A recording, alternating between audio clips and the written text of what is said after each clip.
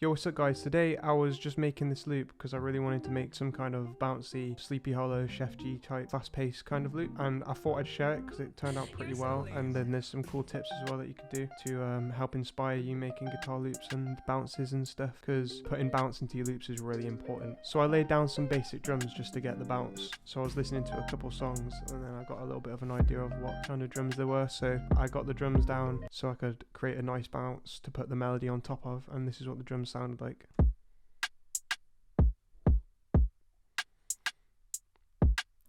Just a kick, rim and a hi-hat just to create a nice simple bounce for us. So then I laid down some basic chords to go on top of that. This is what the chords were.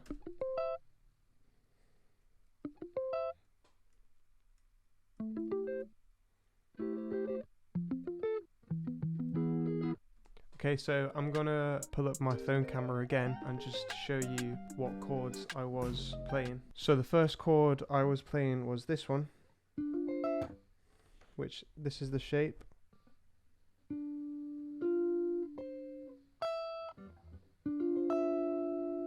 I was scrolling through Instagram and I saw this jazz player that I followed, and I was just looking at his fingers and he had chord charts in the corner. So I liked the sound of this chord, so I just basically used it. He was playing it in a different place for a different progression, but I was just experimenting with it and I found this and I ended up really liking it here.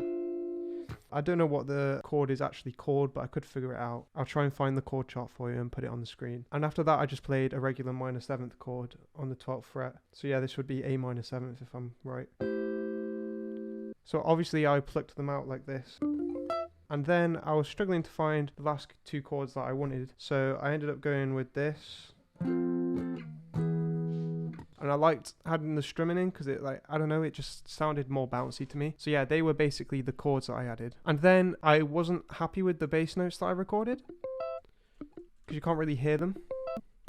So I just went over again and re-recorded the bass notes just to emphasize the lower end of the guitar.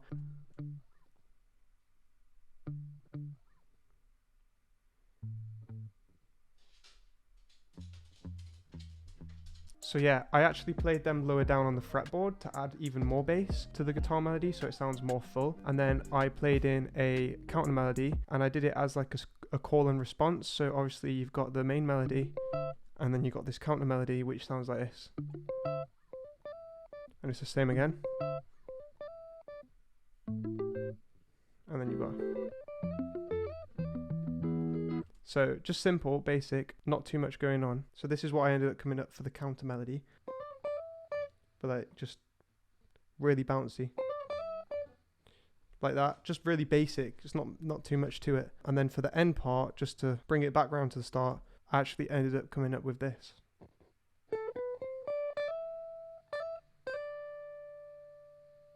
Okay, and then after all of that, I ended up wanting to harmonize with that, and this is what it sounds like. And on the guitar, this is what it looks like.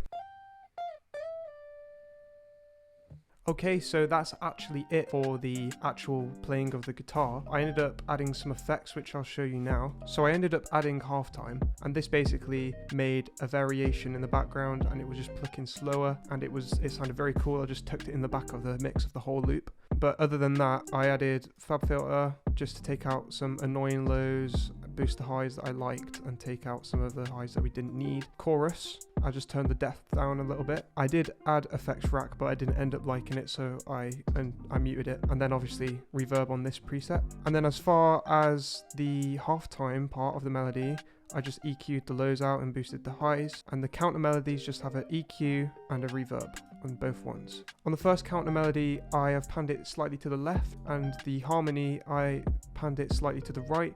This gives it a nice stereo spread in your ears, and it just sounds really clean. So then after all of that, I rendered it out and pitched it up by 3 semitones like this. So I'll put this on stretch and then turn this up, and it ended up sounding like this.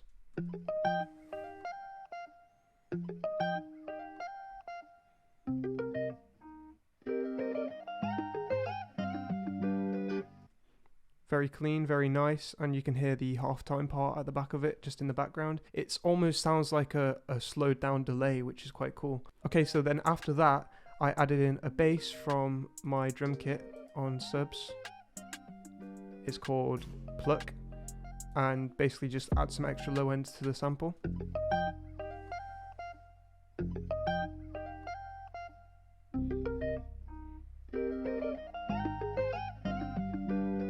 So that's the actual whole melody. Very simple, very nice, sounds clean, very bouncy, and it's bouncy because of these drums. And I played them the whole time throughout making the whole melody just to make sure that the bounce was consistent, and it's a very bouncy loop. And the main reason why it's so bouncy is because of these drums.